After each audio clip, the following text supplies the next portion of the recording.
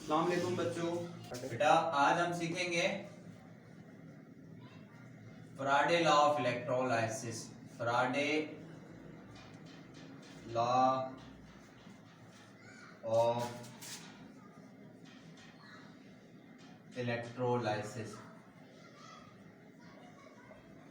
Electrolysis ठीक है बेटा। 1833 सॉरी 19 नहीं 1833 में माइकल फ्राडे ने 1833 में माइकल फ्राडे ने ये लॉ दिया इलेक्ट्रोलिसिस के फेनोमेना के बारे में। किसके बारे में? इलेक्ट्रोलिसिस के फेनोमेना के बारे में।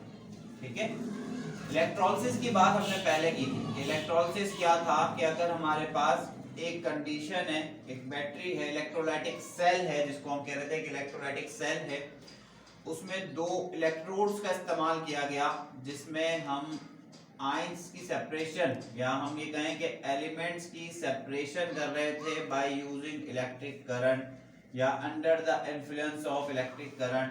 हमारे पास कोई इलेक्ट्रोड्स थे, उन इलेक्ट्रोड्स से हम इलेक्ट्रोड को बाय द करंट सेपरेशन कर रहे थे। हम इलेक्ट्रिक करंट की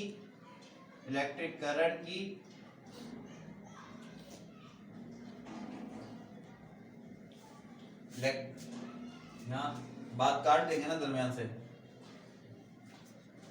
इलेक्ट्रोलिसिस क्या था बेटे कि हमारे पास एक सेपरेशन टेक्निक थी जिसमें हमने कहा था कि इलेक्ट्रोलिसिस एक सेपरेशन टेक्निक है, ठीक है, जो सेपरेट करने के लिए काम आती है हमारे पास एलिमेंट्स को। अब बेटे वो जो एलिमेंट सेपरेट होंगे, सेपरेशन ऑफ एलिमेंट्स जो होगी, जिसको हम यहाँ पर लिखें कि इलेक्ट्रोलिसिस में इस फिनोमेना में जो हमने सेपरेशन ली थी एलिमेंट्स की, वो separation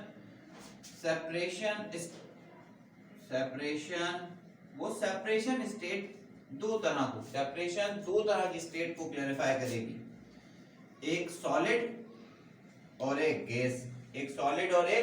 gas. Compounds, electrolytic compound जो किसी मेटल या नॉन मेटल से मिलकर बने होंगे, उनमें उनकी फिजिकल स्टेट अगर सॉलिड या लिक्विड है तो वो दो तरह का रिजल्ट शो करेंगे हमें। सॉलिड या लिक्विड होने पर जब हम इलेक्ट्रोलिसिस करेंगे तो दो तरह की स्टेट शो करेंगे, एक सॉलिड और एक गैस। होगा क्या बेटे, सॉलिड किस तरह और गैस किस तरह? जब हम इलेक्ट्रोलिसिस से सेपरेशन करते हैं एलिमेंट्स की, तो या तो अमाउंट ऑफ सब्सटेंस या फिर मैं इसे कहूं कि मास ऑफ सब्सटेंस डिपॉजिटेड होगा। हमेशा याद रखिएगा, डिपॉजिटेड होगा किसी इलेक्ट्रोड पर, रेस्पेक्टिव इलेक्ट्रोड पर, या फिर हम ये कहें कि मास या amount of the substance liberate होगा। क्या होगा? लिबरेट होगा फ्रॉम द रेस्पेक्टिव इलेक्ट्रोड। अब फैराडे की बात, अगर ये बात समझ में आ जाए, हमें ये बात समझ में आ गई होगी आप सबके कि एक्चुअली दो तरह की सेपरेशन हमें देखने को मिलेगी कि अमाउंट ऑफ सब्सटेंस या तो डिपॉजिटेड हो रहा होगा किसी इलेक्ट्रोलाइटिक सेल में, एलिमेंट की सेपरेशन के वक्त कोई एलिमेंट डिपॉजिटेड हो रहा होगा किसी एक रेस्पेक्टिव इलेक्ट्रोड पर, और कोई एक दूसरा एलिमेंट लिबरेट हो रहा होगा किसी दूसरी रेस्पेक्टिव इलेक्ट्रोड से। बात समझ आई? अब फैराडे की बात, माइकल फैराडे ने ये कहा बेटे, याद रखिएगा, माइकल फैराडे ने हमसे ये कहा, माइकल फैराडे की स्टेटमेंट थी बेटा। माइकल फैराडे ने कहा, माइकल फैराडे कहता है कि द अमाउंट ऑफ या द अमाउंट या फिर मैं कहूं कि the mass of substance deposited कहता है डिपॉजिटेड, और द मास या फिर अमाउंट ऑफ गैस, यकीनन लिबरेट कौन सी चीज होगी? लिबरेट कौन सी चीज होगी, मैंने तभी कहा सॉलिड या गैस। लिबरेट हम लिख लें बात को पूरा, मैं आपको समझाता हूं पूरी बात। Amount of gas liberated is directly proportional, it's directly proportional to the current and time, current से और टाइम से डायरेक्टली प्रोपोर्शनल होगा। बोर्ड कहां तक आ रही है, थोड़ी आगे तक आ रही है, यहाँ तक आ रही है बोर्ड। हाँ। अब इस बात को बेटे यहाँ समझने की कोशिश करते हैं कि माइकल फ्राडे ने क्या कहा कि amount of deposited of the current या लिबरेटेड ऑफ द एलिमेंट किस तरह से नजर आएगा हमें। देखो बेटे हमने ये कहा था कि NaCl, मैंने आपको इलेक्ट्रोलिसिस का NaCl की फ्यूज हालत की मोल्ड इलेक्ट्रोलिसिस करना सिखाई। अगर NaCl की फ्यूज हालत हो तो हम जानते हैं इट विल बिकम आयंस ना, वो अपनी आयोनाइज फॉर्म में आ जाता है Na+ और Cl-। तो Na पर जो कैथोड, हमें ये पता है कि बैटरी का इलेक्ट्रोड का जो एंड बैटरी के नेगेटिव एंड से जुड़ा हो वो कैथोड कहलाएगा, और जो एंड नेगेटिव से पॉजिटिव से जुड़ा हो वो कहलाएगा एनोड।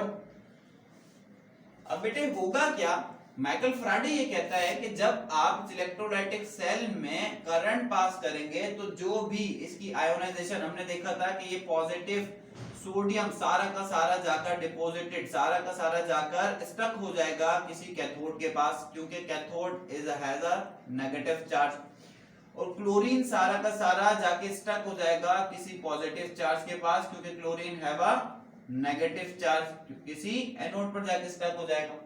माइकल फ्राडे ये कहता है कि ये जो अमाउंट है सोडियम का, जितना भी अमाउंट आपने क्लोरीन सोडियम क्लोराइड की जितनी फ्यूज फॉर्म ली है, आपने 2 किलो लिया है, 1 ग्राम लिया है, 50 ग्राम लिया है, 100 ग्राम लिया है, उसमें से जितना अमाउंट सोडियम का है वो सारा का सारा डिपॉजिट हो जाएगा किसी कैथोड पे, सारा का सारा जाके डिपॉजिटेड हो जाएगा किसी कैथोड पे, क्योंकि सोडियम की रूम टेम्परेचर पर हालत बेटा सॉलिड होती है। तो सारा का सारा सोडियम कैथोड की बेस पर बिल्कुल नीचे जमीन पर बॉटम पर सारा सोडियम यहाँ पर स्टक हो जाएगा, सारा का सारा सोडियम यहाँ पे आके जमा हो जाएगा। क्लोरीन जो है वो सारी की सारी यहाँ पर जाके जमा हो जाएगी एनोड पर, क्लोरीन सारी की सारी जाके जमा हो जाएगी एनोड पर। अब मेरी ये वाली बात कि sir how to liberate the amount of chlorine, बेटा क्लोरीन की एक नेचर है, हमने आपसे कहा था क्लोरीन जितना नॉन मेटल है, गैस है, डायटोमिक फॉर्म में रहती है। क्लोरीन कभी भी सिंगल स्टेट में रिलायबल ही नहीं रह सकती, सर्टेन ही नहीं कर सकती ना, सर्टेन नहीं कर सकती कि सर ये सिंगल फॉर्मेट में सर्टेन नहीं करेगी। तो क्या होगा कि क्लोरीन दूसरे क्लोरीन से फॉरन बॉन्ड बना के बना लेगा Cl2, क्या बना लेगा बेटा Cl2, और जैसे ही Cl2 बनाएगा, Cl2 एक गैस फॉर्मेट है, किस फॉर्म में, आयन से, यहाँ पर Cl अकेला, यहाँ पर आयन से गैस फॉर्म में आ गया, गैस फॉर्म में। तो जैसे गैस फॉर्म में आएगा तो सारा का सारा क्लोरीन यहाँ एनोड से लिबरेट होता हुआ नजर आएगा। क्या होगा बेटे, लिबरेट होता हुआ नजर आएगा Cl2। तो इसलिए हमने अमाउंट को क्या कहा कि सारा का सारा सोडियम यहाँ बेस में, किसी कैथोड की बेस में, जबकि सारा का सारा क्लोरीन यहाँ से किसी एनोड से लिबरेट होता हुआ नजर आएगा। माइकल फ्राडे की बात को मैं फिर रिपीट करता हूं, इस एक्सपेरिमेंट के हिसाब से हमने बात समझनी है कि उसने ये कहा कि सर हमेशा आप जब भी इलेक्ट्रोलिसिस करेंगे तो आपको मैं एक, इसके 2 लॉ हैं, उसमें पहले लॉ की बात हम कर रहे हैं ना, माइकल फ्राडे के 2 लॉ हैं जिसमें हम पहले लॉ की बात कर रहे हैं, फर्स्ट लॉ ऑफ इलेक्ट्रोलिसिस भी कहते हैं इसे, ठीक है। उसने कहा कि सर जो अमाउंट डिपॉजिट होगा किसी भी इलेक्ट्रोलाइटिक कंपाउंड में सेपरेशन के वक्त किसी एक एलिमेंट का जो अमाउंट डिपॉजिटेड होगा वो, या फिर जो लिबरेट हो रहा होगा, दोनों का अमाउंट डायरेक्टली प्रोपोर्शनल होगा किसी अमाउंट ऑफ करंट से, डायरेक्टली प्रोपोर्शनल होगा किसी अमाउंट ऑफ करंट से। बेटा डायरेक्टली का क्या मतलब होता है कि one is increase another will be increase, one is decrease another will be decrease, एक इंक्रीज होगा तो दूसरा भी इंक्रीज होगा, और एक डिक्रीज होगा तो दूसरा भी डिक्रीज होगा with respect to time, but with respect to time, time की निस्बत के हिसाब से। अगर आप जितना ज्यादा टाइम देंगे करंट को उतना ज्यादा अच्छा लिबरेशन या डिपोजिशन होगा, जितना कम देंगे उतना कम होगा। इस बात को मैथमेटिकली माइकल फ्राडे ने इस तरह से रिप्रेजेंट किया, मैथमेटिकली हम इस बात को इस तरह से लिख सकते हैं क्या कि सर जो अमाउंट ऑफ करंट है, उसने उसको कहा कि amount of current, amount of deposition या लिबरेशन, अमाउंट ऑफ डिपोजिशन या लिबरेशन, उसने कहा कि अमाउंट ऑफ डिपोजिशन या लिबरेशन को हम ले लेते हैं W। क्या ले लेते हैं बेटा? W। जबकि उसने कहा कि करंट को हम ले लेते हैं A, because A current has a unit, current का एक यूनिट होता है बेटा। क्यों? क्योंकि इसका यूनिट होता है एम्पियर। तो वहां से हमने इसे ड्राइव किया, current is equals to A। With respect to time, तो हमने कहा time is equals to T, small t, है ना, time is equals to small t, हमेशा हम स्मॉल t लेते हैं। तो उसने क्या बात कही मैथमेटिकली कि sir amount is directly proportional to current और amount W is directly proportional to time. जब हम इन दोनों को कंबाइन करेंगे तो क्या बन जाएगा? W is directly proportional to A into T। फिर जब हम इसे डायरेक्टली प्रोपोर्शनलिटी के साइन हटाएंगे तो हमें पता है कोई कांस्टेंट इंट्रोड्यूस होगा, और उसे हम किस तरह लिखेंगे? W is equals to Z into A into T। Z हमने क्या लिया यहाँ पर? Z। सर अब आप ये पूछेंगे सर Z क्या है? तो बेटा Z क्या है? Z क्या है कि यहाँ पर दिख रहा है? हाँ यहाँ तो दिख ही रहा है। कितना दिख रहा है यहाँ तक? हाँ छोड़ के आऊं? Z क्या है? हमने कहा सर Z बराबर है किसी भी Z को हम कहते हैं बेटा इलेक्ट्रोकेमिकल इक्विवेलेंट,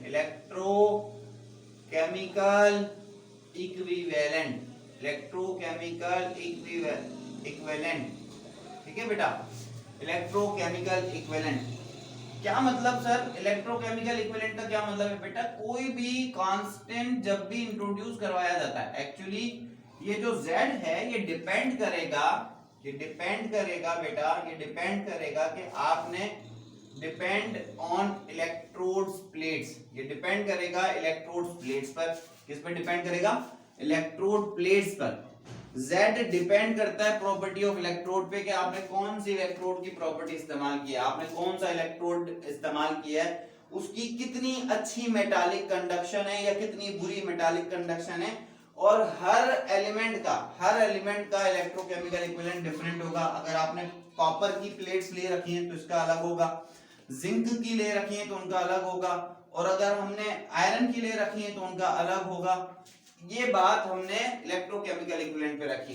बात समझ आई आप सबके? तो हमने क्या फॉर्मूला निकाला? फॉर्मूला क्या हुआ फैराडे के मुताबिक कि सर अमाउंट ऑफ करंट बराबर है Z, अमाउंट ऑफ करंट बराबर है Z into current into time.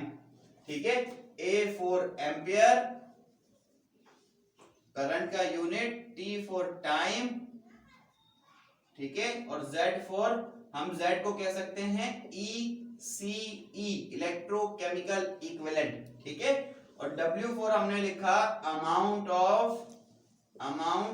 या मास ऑफ डिपॉजिटेड या लिबरेटेड, है ना, अमाउंट ऑफ डिपॉजिटेड या लिबरेटेड और लिबरेटेड, है ना, जो अमाउंट हमारे पास डिपॉजिट हुआ या लिबरेट हुआ उसकी अमाउंट कितनी होगी, अमाउंट ऑफ डिपॉजिटेड या लिबरेटेड ECE एम्पियर टाइम हमने लिखा यहाँ पर। ठीक है बेटा, अब ये है बात कि हमारे पास इसके न्यूमेरिकल्स हैं, उससे पहले मैं आपको एक बात बताऊं बेटे, हुआ क्या, इसी वक्त के दरमियान एक साइंटिस्ट और था जिसका नाम था बेटे कूलम,